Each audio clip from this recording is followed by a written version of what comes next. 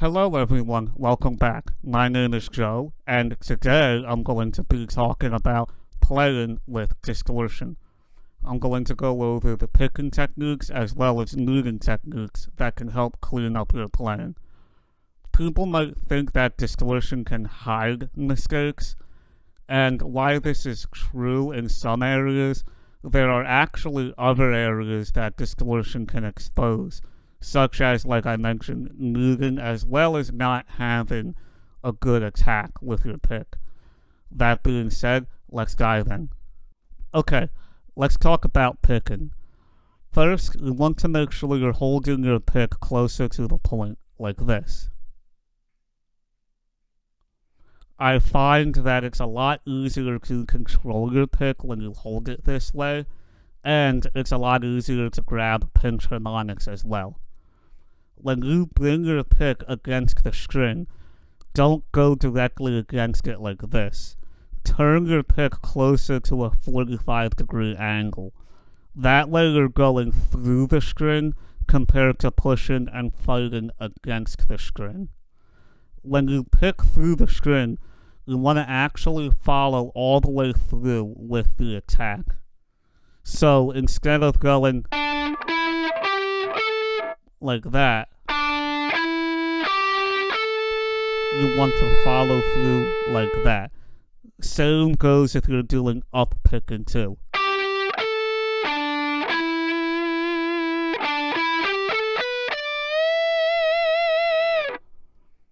It's important to practice everything slowly so that way you can really focus on the picking and your articulation.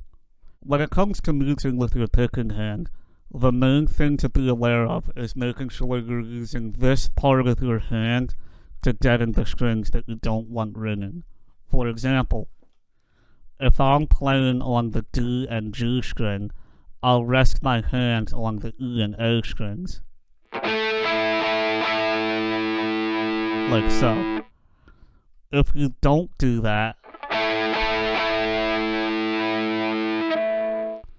you hear a bunch of extra noise because the strings will ring by themselves.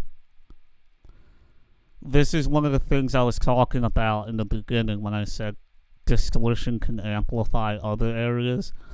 If you play clean, you won't notice that. But as soon as you put gain on, stuff like that becomes very obvious. When it comes to your fretting hand, one thing you can do is take your extra fingers that aren't playing anything and use them to quiet any strings you don't want to ring. For example, say you're playing a power chord on the A, D, and G string. You can take your middle finger and let it rest on the low E string.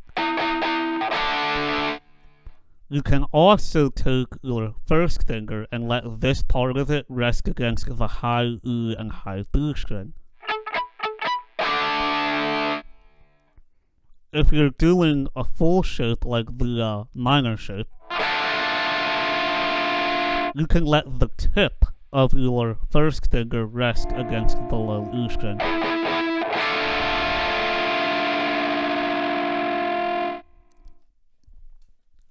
Another thing to be aware of is chord transitions, the order you're moving your fingers and where they're going to versus where they're coming from.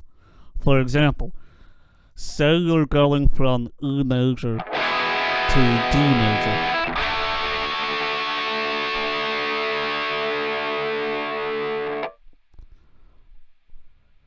The order that I move my fingers in, even when I'm going fast, is I take my first finger and I slide it up one fret, and then my third finger is the second that moves.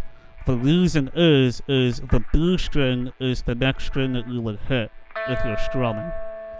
And then since the high E string's the last string you would hit, my middle finger goes there last.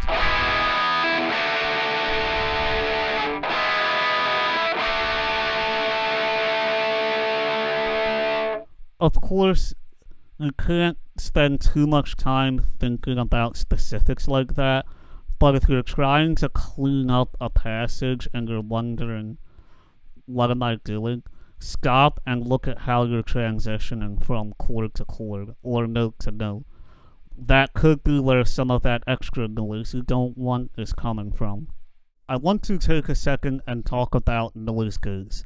Some people might think a noise gate can help get rid of some of these issues, however, that is not the case.